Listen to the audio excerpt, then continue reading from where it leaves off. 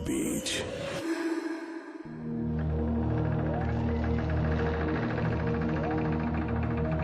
বিশ্বাস অবিশ্বাসের মধ্যিখানের জগৎ তাবিজ। শনিবারে বিশেষ আয়োজন তাবিজ, আপনার আমার প্রিয় আয়োজন তাবিজ। facebook.com/capitalfm 948 জয়েন করে তাবিজ অনুষ্ঠানে যুক্ত হবেন প্রত্যাশা। সেই সাথে আজকের তাবিজের অডিও স্ট্রিমিংটিকে সব বন্ধুদের সাথে শেয়ার করে দেবেন, যেন সবাই মিলে একসাথে আমাদের আয়োজনটিকে উপভোগ করতে পারেন, এটাও প্রত্যাশা। আমাদের সাথে যারা যুক্ত হয়ে গেছেন তাদের সবার জন্য অনেক অনেক শুভকামনা। আপনাদের পাঠানো ঘটনাগুলো এক এক করে আপনাদের সবার সাথেই আমি শেয়ার করব। পাশাপাশি যারা আজকে আমাদের সাথে যুক্ত হবেন অডিওতে, যারা তাদের ঘটনাগুলো লিখে পাঠাবেন, তাদের ঘটনাগুলো এক এক করে আমরা শেয়ার করব নিশ্চয়ই। আমাদের সাথে বেশ কিছু বন্ধু যুক্ত হয়ে গেছেন যারা তাদের নিজের জীবনের ঘটনা আমাদের সাথে শেয়ার করেছেন। তাদের ঘটনা এক এক করে শেয়ার করবার আগে যারা আমাদের সাথে যুক্ত আছেন তাদের নামগুলো আপনাদের সাথে একটু শেয়ার করতে চাই। গাজী শরীফকে দেখতে পাচ্ছি, শাকিল রাজ আমাদের বন্ধু আছেন, তিনি কিছুটা অভিমান দিয়ে আজকে আমাদের সাথে যুক্ত হয়েছেন, তার SMS কেন দেখা হয় না এমনটি বলেছেন। যাই হোক, আমরা সেই সব বিষয়গুলো এক এক করে আপনাদের সামনে উপস্থাপন করবো। আমরা প্রথম ঘটনায় যাই। আমাদেরকে যিনি লিখে পাঠিয়েছেন তার নাম ওয়াফিউজ্জামান। স্বাগত জানাচ্ছি ওয়াফিউজ্জামান আপনাকে। বলছেন, আসসালামু আলাইকুম অরণ্য ভাই, শুভেচ্ছা নিন। সুপ্রিয় শ্রোতা, দেশ ও দেশের বাইরে যে যেখান থেকে শুনছেন সবাইকে আবারও স্বাগতম জানাচ্ছি। আমি ওয়াফিউজ্জামান এবং আমার টিমের পক্ষ থেকে সবাইকে অভিনন্দন। বিগত দিনগুলোতেও আমার গবেষণা করা সত্য ঘটনাগুলো আপনাদের সামনে উপস্থাপন করেছি। সেই সঙ্গে কৃতজ্ঞতা জ্ঞাপন করছি আমার সহকারী ফারুক সাহেব এবং RJ অরণ্য প্রতি। আমরা প্রতিনিয়তই অনেক অমীমাংসিত ঘটনা সাক্ষী হচ্ছি, যার কোনো বিচার বিশ্লেষণ আমাদের কাছে নেই। সব ঘটনার সূত্রে যাওয়াও আমাদের পক্ষে সম্ভব নয়, তবে আমাদের সতর্কতা অবলম্বন করতে হবে। জীবনে চলার পথে আমাদের দ্বারা যেন কারো ক্ষতি না হয়। সরাসরি ঘটনায় যাই। ঘটনাটি ঘটেছে ফরিদপুর জেলায়। সুমন নামের একজন ভদ্রলোক তার শ্বশুর বাড়িতে বেড়াতে গিয়েছিলেন। সকালবেলা সে তার শ্বশুর বাড়িতে পৌঁছায় এবং দুপুর পর্যন্ত ঘুমায় এবং ঘুম থেকে উঠে ফ্রেশ হয়ে খাওয়া দাওয়া করে তার স্ত্রী এবং শালিকা সহ নদীর পাড়ে ঘুরতে যায়। নদীর পার্শ্ববর্তী অঞ্চলে খুব নির্জন একটা জায়গা ছিল, যেখানে কয়েকটি সুপারি গাছ এবং পুরনো কথাগুলো বিশেষ ধরনের গাছ ছিল, ওখানে তুলো গাছ। হঠাৎ করে সুমন সাহেবের প্রচুর প্রস্রাবের বেগ হয়, যেখানে কোনো বাথরুম ছিল না। গ্রামের মানুষ হিসেবে তারা বাগানের পাশেই প্রস্রাব করার অভ্যাস ছিল তার। সে তখন প্রস্রাব করার জন্য নির্জন বাগানের ভেতর ঢুকে এবং শিমুল তোলা গাছের সামনে প্রস্রাব করে। হঠাৎ করে সুমন সাহেব দেখতে পেলেন গাছ থেকে একটি পাখি মাটিতে পড়েছে এবং পাখিটি হাত পা ভেঙে গিয়েছে তার, এবং হাত পা ভেঙে যন্ত্রণায় কাতরাচ্ছিল। সুমন পাখিটিকে দেখে কাছে যায় এবং তার কিছুটা মায়া হয় এবং কাছে গিয়ে তাকে সাহায্য করতে চায়। তো যখন সুমন পাখির কাছে যায় তখন দেখতে পেল পাখির গায়ে আগুন ধরে গেছে এবং হঠাৎ করে পাখিটি পুরো ছাই হয়ে গেল।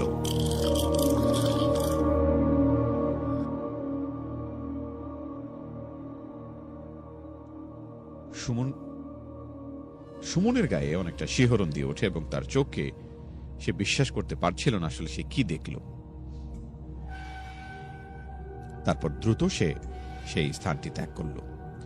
তার স্ত্রী এবং শালিকাকে নিয়ে শ্বশুর বাড়িতে ফিরে এলো। সুমন তার ভয় অনেকটা বেড়ে গেল। সাথে ঘটে যাওয়া ঘটনাটি কার সঙ্গে সে শেয়ারও করেনি। সেদিন খেয়ে দিয়ে সে ঘুমিয়ে পড়ে। তো সেদিন রাতে সে দক্ষিণ পাশের বারান্দায় ঘুমিয়েছিল। শুয়ে সে ভাবতে থাকে আজকে তার সঙ্গে কি ঘটেছিল। বাড়ির পাশেই ছিল কলাই ক্ষেত এবং তার সাথে ছিল শ্যালকের 3টি মৎস্য খামার। সুমন হঠাৎ দেখতে পেল তার শ্যালকের পুকুরে কারা যেন মাছ ধরছে। এদিকে সুমন সাহেবের শ্যালক বাড়িতে নেই, সে কাজে বাইরে গিয়েছে। সুমন ভাবল কেউ হয়তো শালার অনুপস্থিতিতে পুকুরে মাছ চুরি করার ধান্দায় আছে, তাই সে সাহস করে পুকুরের দিকে অগ্রসর হতে লাগলো। সুমন সাহেব যখন উপরের দিকে যায় তখন লোকগুলো হঠাৎ করে তার বিপরীত দিকে চলে যায়। সুমন যখন সমস্ত পুকুর ঘুরে দেখে, লোকগুলো আস্তে আস্তে পাশের কলাই ক্ষেতের দিকে যেতে থাকে, মাসকালাই। সুমনও তাদের পিছু নিতে থাকে। তাদের পিছু নিতে নিতে সুমন একদম কলাই ক্ষেতের মাঝখানে চলে যায়। হঠাৎ সুমন দেখতে পেল তার সামনে 3টি সাপ ফনা তুলে দাঁড়িয়ে আছে। হঠাৎ সে সাপ দেখতে পেয়ে ভয় পেয়ে যায় এবং ভয় পেয়ে মাটিতে পড়ে যায়। হঠাৎ করে যেন তার পা ধরে টানতে টানতে তাকে কুয়ার মধ্যে ফেলে দেওয়া হয়। সুমন তখন অনেক জোরে চিৎকার করছিল, আর্তনাদ করছিল, কিন্তু কেউ তার শব্দ শুনতে পাচ্ছিল না। হঠাৎ পাশের হ্যাচারির থাকা লোকজন তার শব্দ শুনতে পায় এবং কুয়া থেকে তাকে উদ্ধার করে। সুমন তখন অজ্ঞান অবস্থায় ছিল এবং সকালবেলা যখন তার জ্ঞান ফিরে, সে জানতে পারে তাকে কুয়ায় ফেলে দেয়া হয়েছিল। তার পাশে দেখতে পেল তার পরিবারের লোকজন এসে জড়ো হয়েছে। তারপর সে সবকিছু সবাইকে বিস্তারিত বলে। পরবর্তীতে সুমনের আর কোনো সমস্যা হয়নি, আল্লাহর রহমতে সে এখন ভালো আছে। ধন্যবাদ অর্ণব ভাই, আপনি মূল্যবান সময় ব্যয় করে আমাদের ঘটনা পড়ে শুনিয়েছেন। আমি সর্বোচ্চ চেষ্টা করি গভীরভাবে বিচার বিশ্লেষণ করে ঘটনাগুলো সংগ্রহ করতে এবং শতভাগ সত্য ঘটনা আপনাদের পাঠাতে। সবাই ভালো থাকবেন, সুস্থ থাকবেন। আবার দেখা হবে। ওয়াফিউজ্জামান ফারুক পাটোয়ারি, অসংখ্য ধন্যবাদ আপনাদেরকে আমাদের সাথে এভাবে যুক্ত থাকবার জন্য। প্রত্যেক সপ্তাহেই প্রত্যাশা করি আপনারা আমাদের সঙ্গে থাকেন এবং আমাদের নিয়মিত বন্ধু হিসেবে আপনাদের প্রতি আমাদের পক্ষ থেকে অনেক অনেক ভালোবাসা রইল। facebook.com/capitalfm948 আমাদের অফিসিয়াল ভেরিফাইড ফেসবুক পেজে আপনি যুক্ত হয়ে যাবেন এবং অডিওতে আপনি ঘটনা রেকর্ড করে পাঠাতে পারেন। কেমন করে পাঠাবেন সেই বিষয়টি আপনার সামনে উপস্থাপন করবার আগে একটি অডিও আপনার সামনে একটু উপস্থাপন করতে চাই, যারা আমাদের কাছে অডিওতে রেকর্ড করে পাঠান তেমনই একজনের। চলুন আগে আমরা তার ঘটনাটি শুনে নিই।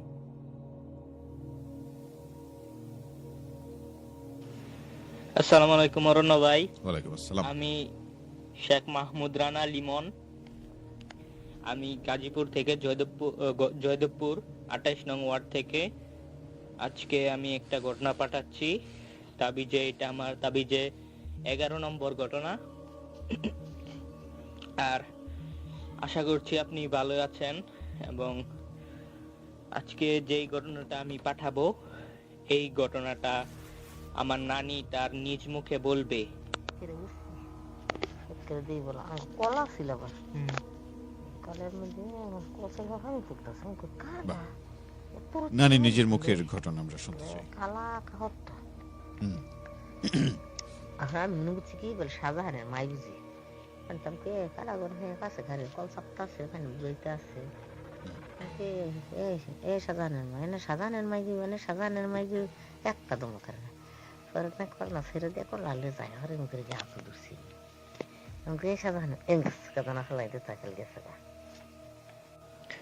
আশা করছি আপনি ঘটনাটা বুঝতে পেরেছেন। আর যদি না বুঝে থাকেন তাহলে কোনো সমস্যা নেই, আমি আবার সেটা আপনাকে বলে দিচ্ছি যে কি আসলে এই ঘটনাটা। তো আমার নানির বাড়ি গ্রামে ছিল। তো গ্রামে আসলে সবাই খুব তাড়াতাড়ি ঘুমিয়ে পড়ে, 9টার আগে ঘুমিয়ে পড়ে।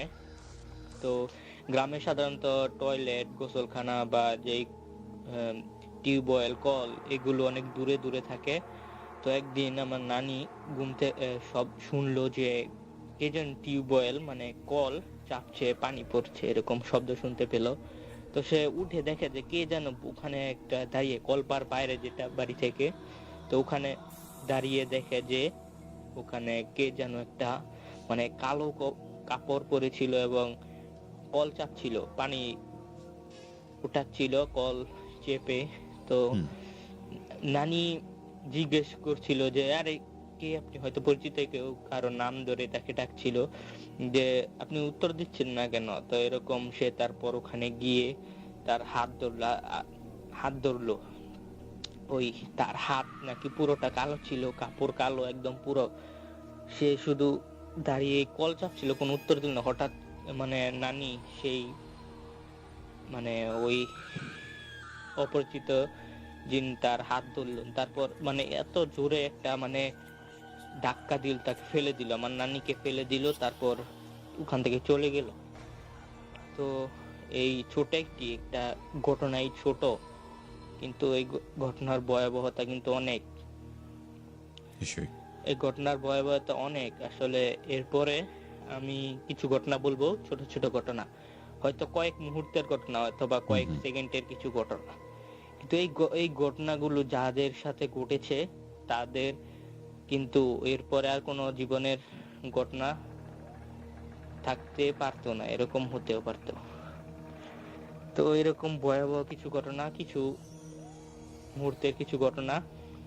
তো প্রথম যে ঘটনাটা, এটা আমার আম্মুর সাথে ঘটে যাওয়া, যেটা ছোটবেলা ঘটেছে আমার আম্মুর সাথে। তো আমার নানির বাড়ি তো গ্রামেই। তো আগে গ্রামে টিভি দেখার জন্য মানুষ পাগল ছিল পুরো। তো 2 গ্রাম, মানে আমার যে নানি এখন থাকে ওই গ্রামে টিভি ছিল না, তাদের অন্য গ্রামে একটা টিভি ছিল। তারপর মানে আমার আম্মু, মানে আগের দিনে কিন্তু মানে আপনি যদি 1 মিনিটও যদি টিভি দেখতেন তাহলে সেটা হয়তো ওই ইতালি ঘুরে আসার থেকেও বেশি একটা আপনার ভালো লাগতো এরকম। তো টিভি দেখার জন্য মানে রাতের বেলা 1 গ্রাম পার হয়ে, মানে ধান ক্ষেত বিল এগুলো পার হয়ে অন্য গ্রামে গিয়ে টিভি দেখতো আম্মু। তো রাতে কাউকে না বলে, নানিকেও জানায়নি, নানাকেও বলেনি। তো তারপর রাতের বেলা টিভি দেখে যখন আসছিল ওই পথ দিয়ে, তো ওখান দিয়ে একটা বাস যার আছে, তারপরে কবরস্থান আছে, ওই জায়গা দিয়ে আসতেছিল। তারপর যখন ওই বাস যারের কাছে আসে দেখে যে মানে জ্বর শুরু হয়ে যায়, জ্বরের মতো। তো দেখে যে বাসগুলো একদম পুরা, যেরকম বাস যার যেগুলো আছে এগুলো একদম মাটির সাথে মিশে আছে একদম যেন।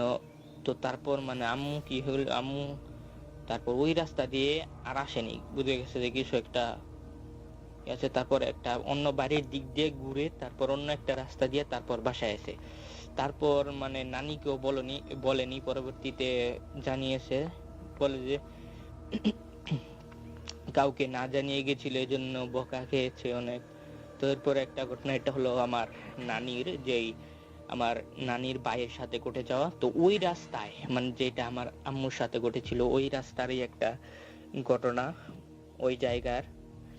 তো আমার যেই নানির ভাই, তো সে একদিন মানে পিঠা খেতে চাইলো রাতের বেলা। তো তারপর আমার নানির মা, যে নানির মা, হ্যাঁ, তো সে বলল যে ঠিক আছে পিঠা বানিয়ে দেবো।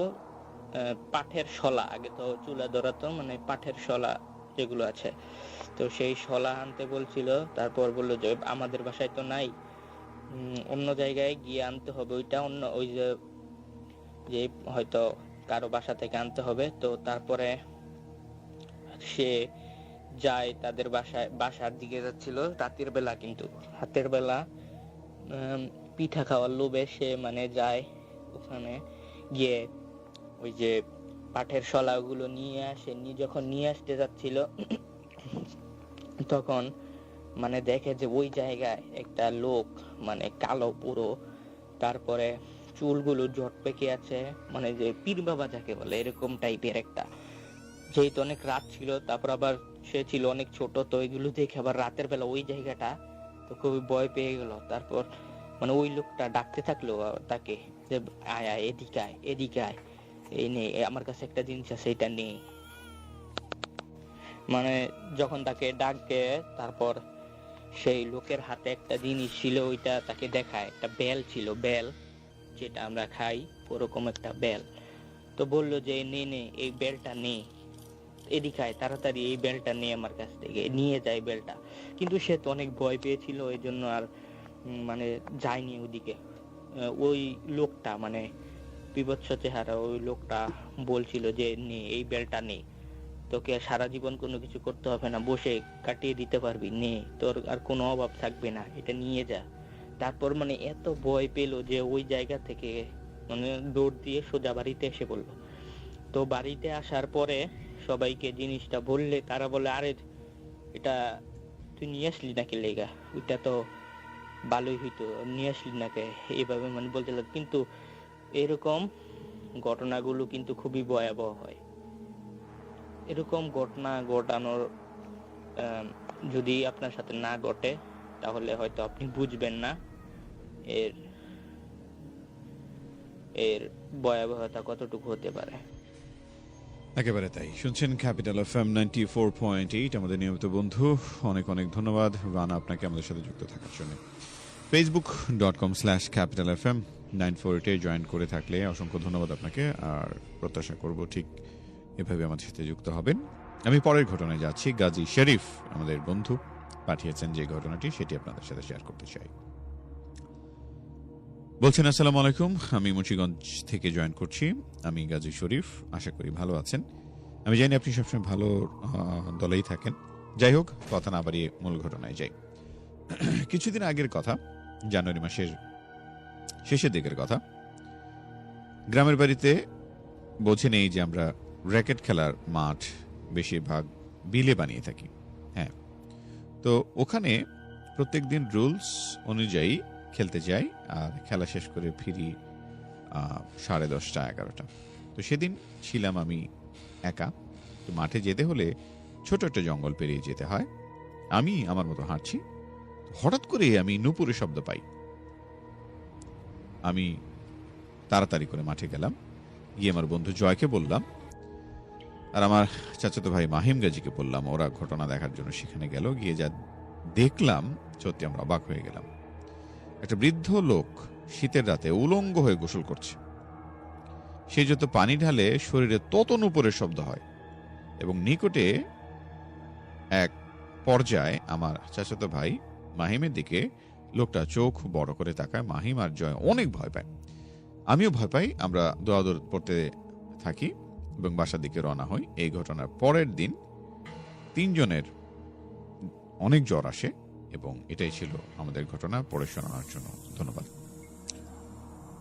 আপনাকে অসংখ্য ধন্যবাদ আমাদেরকে আপনার নিজের জীবনের অভিজ্ঞতা শেয়ার করবার জন্য। আশা করি এভাবেই আমাদের সাথে যুক্ত থাকবেন। ফেসবুকে আমাদের যেসব বন্ধুরা যুক্ত আছেন, আমি তাদের কিছু কমেন্ট এক এক করে আপনাদের সামনে একটু পড়তে চাই। যারা আমাদের সাথে যুক্ত আছেন, জয়া আলমকে দেখতে পাচ্ছি, জীবন চৌধুরী আমাদের নিয়মিত বন্ধু, আতিক মাসুদকে দেখতে পাচ্ছি, তিনি আমাদের সাথে যুক্ত হয়েছেন।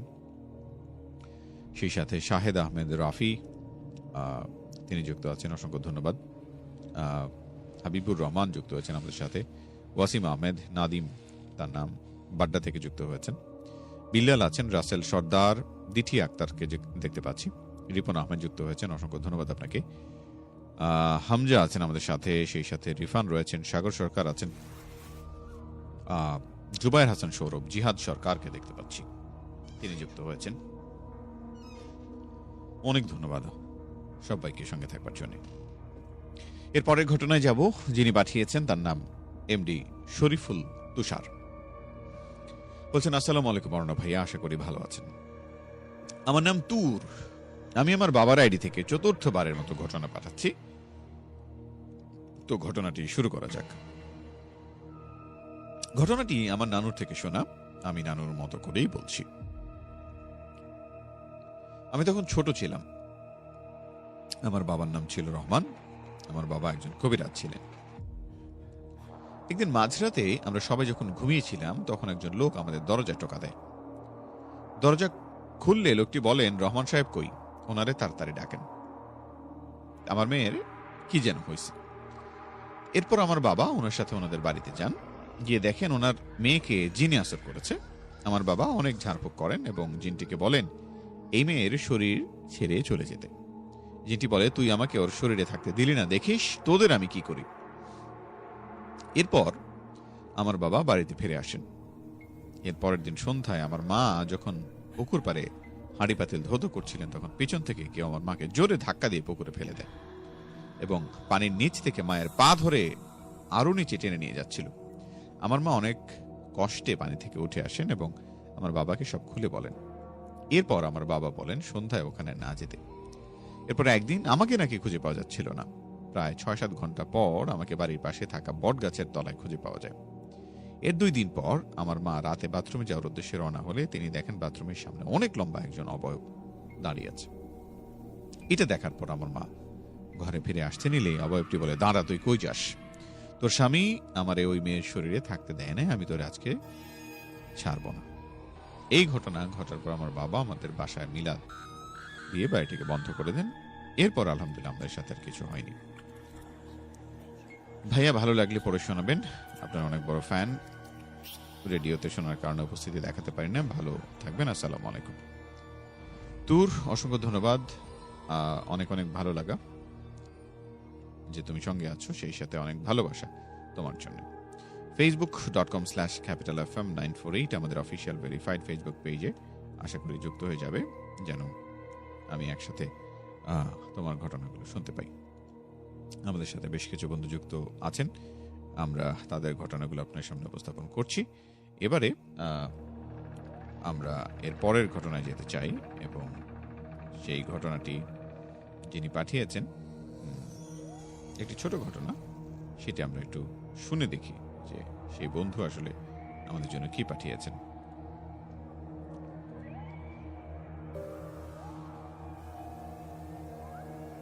বলছিলাম, জি আমি এবং আমার বোন অরিন আক্তার আলো আপনার শোয়ের অনেক বড় একজন ফ্যান বলতে পারেন। জি।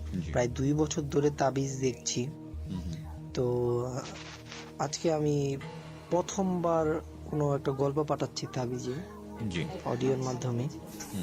তো এটা আমার প্রথম গল্প, ভুল ত্রুটি হলে ক্ষমার দৃষ্টিতে দেখবেন, আর যদি সুন্দর লাগে তাহলে হয়তোবা তাবিজে পড়ে শোনাবেন। নিশ্চয়ই। তো ভাই খুব বেশি কথা না বলে গল্পতে যাই। তো সময়টা ছিল 2009 সাল, ক্লাস 4-এ পড়ি। তো সময়টা ছিল তারাবির, রমজান মাসে তারাবির নামাজের সময় 8টা সাড়ে 8টা নাগাদ নামাজ পড়তে গিয়েছিলাম। তো নামাজ শেষ হওয়ার পর বাসায় যখন আসলাম, তখন দেখলাম মানে আমাদের বাসার সামনে একটা বড় আম গাছ ছিল। তো ভাই দেখলাম যে আম গাছটার উপরে 3টা পুতুল ঝুলছে। ভাই বিশ্বাস করেন, তখন এটা দেখার জন্য মোটেও প্রস্তুত ছিলাম না, যে এমন ভাবে পুতুলগুলো ঝুলছিল। ভাই এভাবে একই ছিলাম ছোট, আবার ভাই এরকম ভাবে যদি পুতুল ঝুলে ভাই কান্না ভয় লাগে। তো দৌড়ে গেলাম বড় ভাইদের কাছে, ভাই দেখো ওখানে কিছু অস্বাভাবিক কিছু আছে, 3টা পুতুল ঝুলছে এটা আমরা দেখতে পাচ্ছি। তো বড় ভাইরা প্রথমে ইগনোর করলো। তো ভাই তারপরে গেল। তো যাওয়ার পর দেখি ভাই সবকিছু শান্ত স্বাভাবিক আছে। তো ভাই যখন বড় ভাইরা যখন চলে গেল আবার, তখনই ভাই আমি যখন আবার বাসায় ফিরতে রয়েছি, তখন আমি আবার দেখি ভাই আবার ঝুলছি। এবার কি করব ভাই, একা গেলে তো কোনো না কোনো একটা সমস্যা হয়তো হতো। তো ভাই আমি আমার আরেক বন্ধুকে সাথে নিয়ে গেছিলাম, যদিও ওর সাথে এখন খুব কমই দেখা হয়, বলতে গেলে দেখাই হয় না। তোকে নিয়ে গিয়েছিলাম বাসায়, অনেক ভয়ে গিয়েছিলাম ভাই। তো ভাই সেদিন রাতেই হঠাৎ করে শুনতে পাই যে মানে আমাদের বাসা থেকে, তখন আমরা ভাড়া বাসায় থাকতাম ভাই, তখন দেখতে ভাই শুনতে পাই যে মানে আমাদের ঘরে থেকে একটু দূরেই ছিল রান্নাঘর। তো ভাই হঠাৎ করে শুনতে পাই যে রান্নাঘরে কে জানি কি বলে এটাকে, খুন্তি, ওটা লাড়ছে।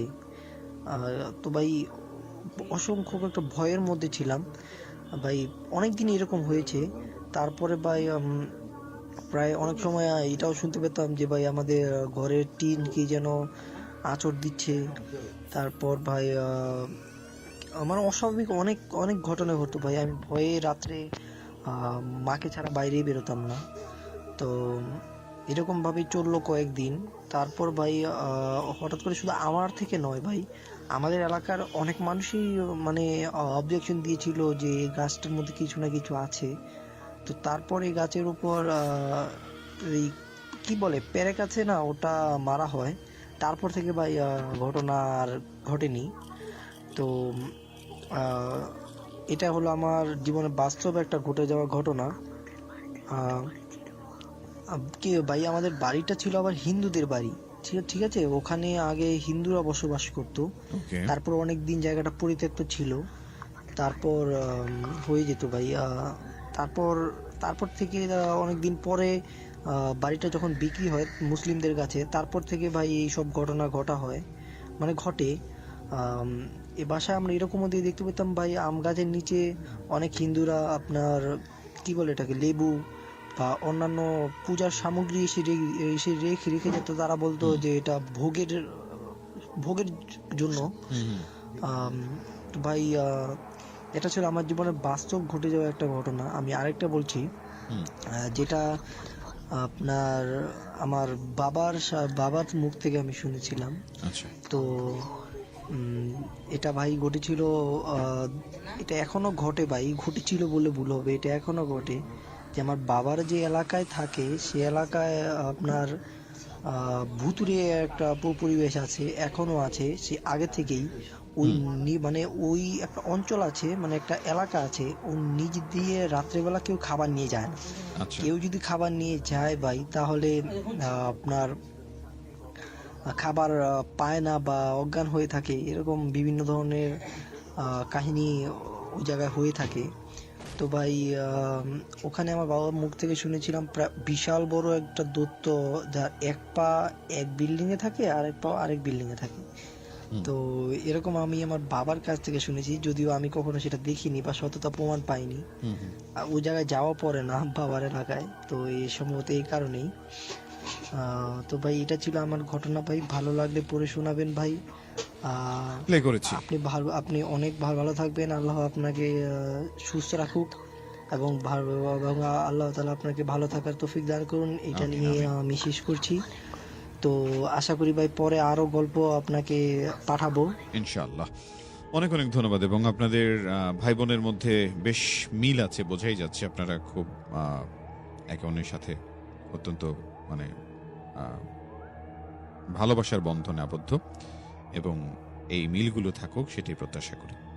facebook.com/capitalfm948 আমাদের অফিসিয়াল ভেরিফাইড ফেসবুক পেজে যারা যারা যুক্ত আছেন তাদের ঘটনা এবার পড়ে শোনাই। এমডি রাশেদ লিখেছিলেন আমাদেরকে, বলছিলেন, আসসালামু আলাইকুম অর্ণব ভাই, আশা করি ভালো আছেন। আমি গত বছর একটি ঘটনা পাঠিয়েছিলাম এমডি এনায়েত ব্যাপারী আইডি থেকে। মূলত আমি আমার বাবা, আমি নিজে আইডি খোলায় এটা দিয়ে প্রতি সপ্তাহে ঘটনা পাঠাবো। ওকে, ঠিক আছে, নো প্রবলেম। আমি আজকে যে ঘটনাটি বলবো সেটি আমার বড় আব্বুর সাথে ঘটা। ঘটনাটি বেশ পুরনো, যুদ্ধে 4-5 বছর পরের। আমার বড় আব্বু আলুর ব্যবসা করতেন। আলু চাষ করে দূর দূরান্ত যেয়ে তিনি বিক্রি করতেন। একদিন এমনি তিনি আলু বিক্রি করে দূর থেকে আসছিলেন। আসার পথে তিনি অনেক বড় একটি ইলিশ মাছ দেখে তার পছন্দ হয় এবং তিনি সেটি ক্রয় করে নিয়ে বাড়ির উদ্দেশ্যে রওনা হলেন। তো যেখান থেকে আসছিলেন সেখান থেকে বাড়ি যেতে প্রায় 30 মিনিট সময় লাগে, এবং তখন রাত 11টার কিছু বেশি বাজে। বলা ভালো যে যে সময়ের ঘটনা, ওই সময় বাংলাদেশের এত উন্নতি হয়নি, এবং বড় আব্বু এক আনের জন্য রাস্তায় যাচ্ছিলেন। রাস্তার দুই পাশে গাছপালায় ভরা ছিল, এবং যেতে যেতে তিনি দেখলেন তার সামনে একজন দাঁড়িয়ে আছেন। শরীরের লোম বড় বড়, কুচকুচে। কালো অবয়বটি বড় আব্বুর কাছে মাছটি চাইল। বড় আব্বু না দিতে চাওয়ায় দুজনের মধ্যে ধস্তাধস্তি শুরু হয়ে গেল। বড় আব্বু আগের যুগের মানুষ হওয়ায় অনেক সাহসী এবং শক্তিশালী ছিলেন, তাই অবয়বটি তার সাথে পেরে না ওঠায় সেখান থেকে অদৃশ্য হয়ে যায়। বড় আব্বু বাসায় আসেন এবং আম্মুর কাছে মাছটি দেন, আর পুরো ঘটনা খুলে বলেন এবং মাছটি জলদি কেটে ভেজে নিয়ে আসতে বলেন। বড়মা বাড়ির পাশে রান্না করে গিয়ে মাছ কেটে ভাজা শুরু করে দিলেন, এবং রান্নাঘরের 3 দিক শুকনো ডাব গাছের পাতা দিয়ে বেড়া বানানো ছিল। হঠাৎ বেড়ার ফাঁক দিয়ে কেউ যেন একটা হাত ঢুকিয়ে দিয়ে বলল, আমাকে এক টুকরো মাছ দে। ওই হাতটার মধ্যে অনেক বড় বড় লোম ছিল, এবং বড়মা বুঝতে পারেন এটা সেই অবয়ব, এবং বড় আব্বুর পিছে পিছে এখানে চলে আসেন। বড়মা অবয়বটাকে বলেন, তুই কিছুক্ষণ অপেক্ষা কর, আমি সব মাছ ভেজে পরে তোকে দেব। কথাটা বলতেই অবয়বটি হাতটা সরিয়ে নিল।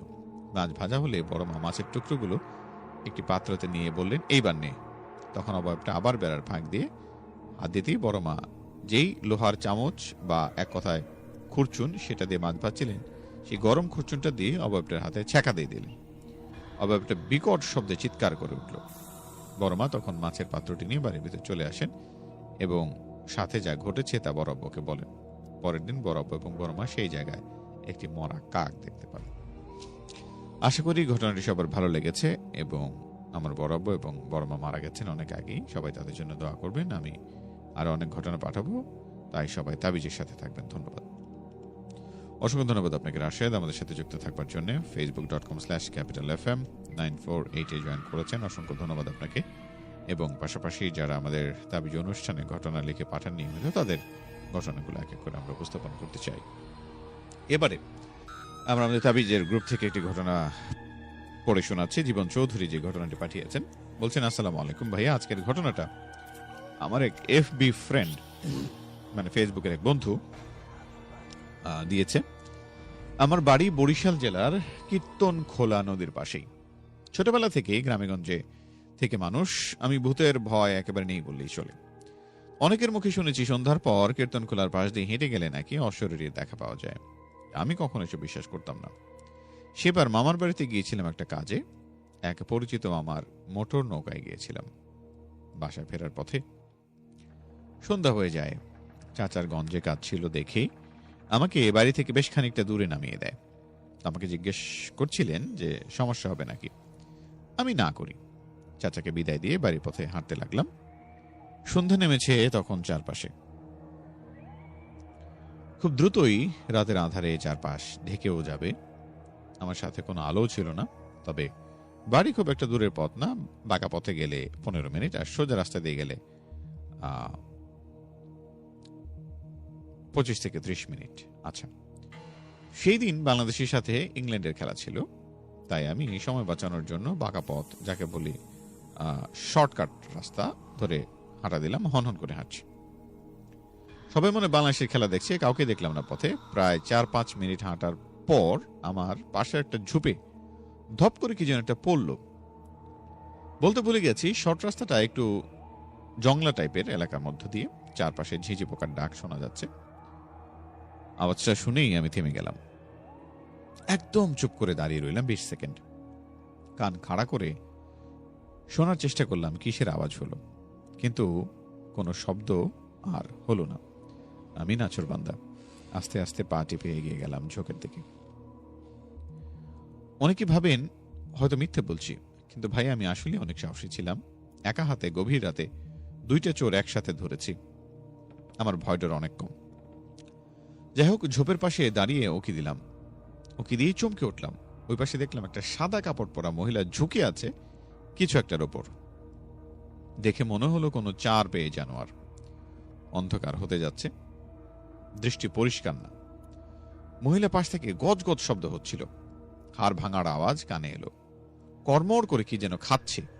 আমি আর সহ্য করতে পারলাম না, জোরে চিৎকার করলাম, ওই কে রে এখানে? সাথে সাথে আমাদেরকে ঘুরে গেল মহিলাটা। ওটার চেহারা দেখার সাথে সাথে মনে হলো কলিজাটা এক লাফে গলায় উঠে এলো।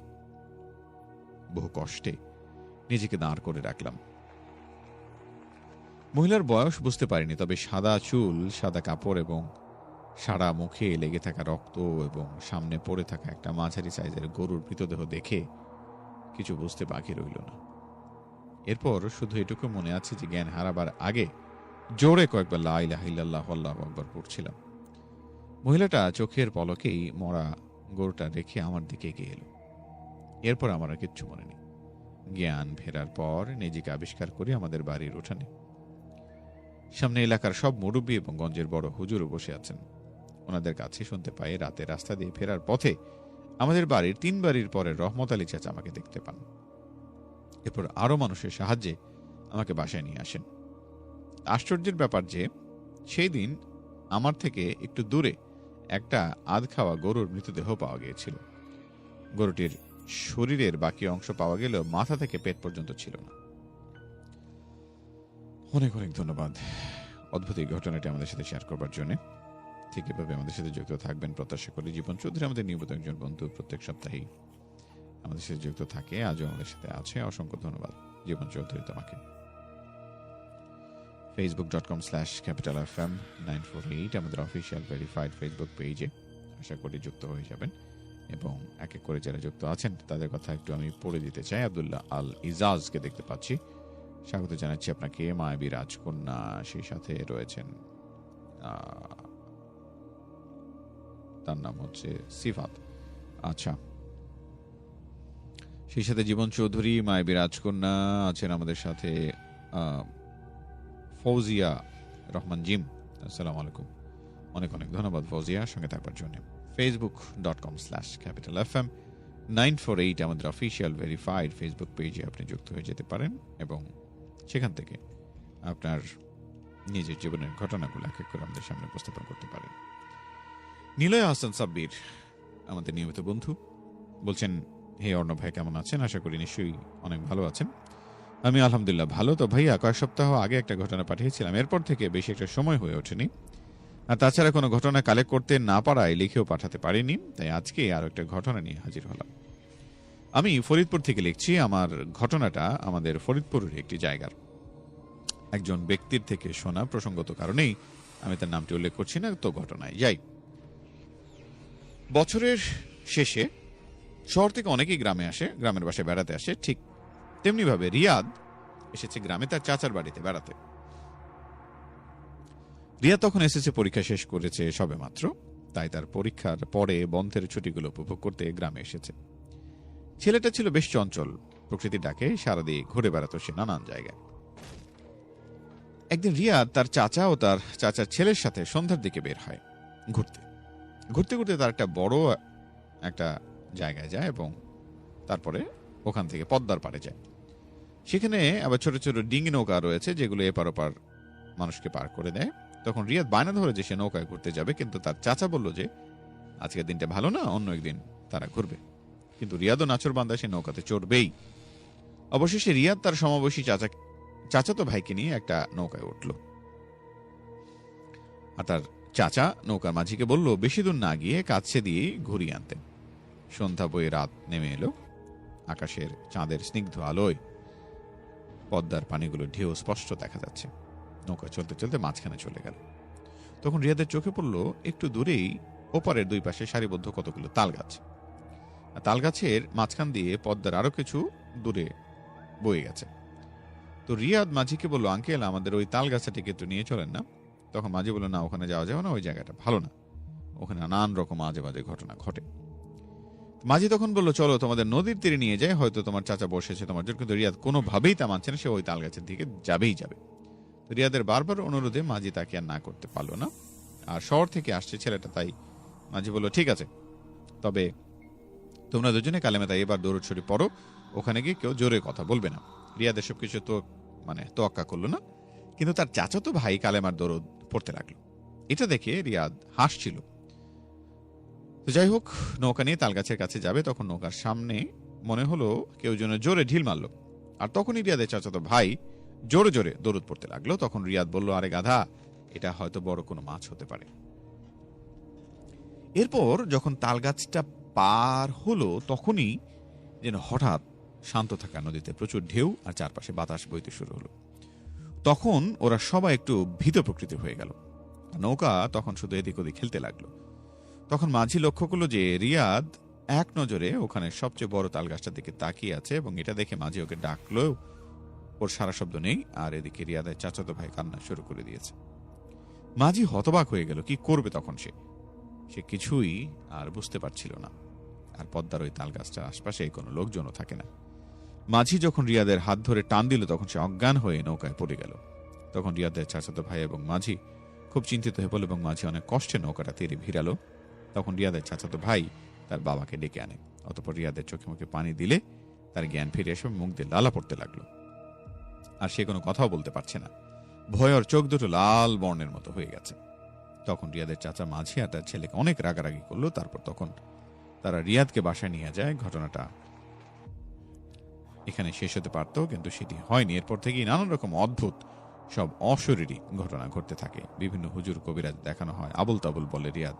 এভাবে রিয়াদের চাচাতো ভাই, সেই মাঝিরও জ্বর আসে, কিন্তু কোনো সমস্যা হয়নি। পরে 2 মাস কেটে গেল। রিয়াদের চাচার পরিবারে কেউ তা রিয়াদের বাবা মাকে সত্যিটা বলেন, শুধু বলেছে জ্বর এসছে এরকম।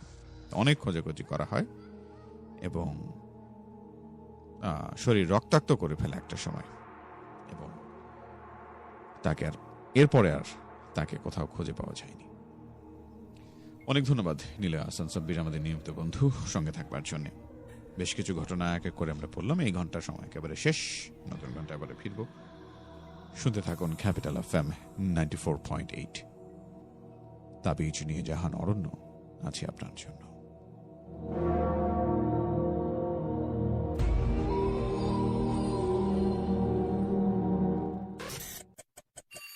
Capital FM. Time check. It's 12 a.m.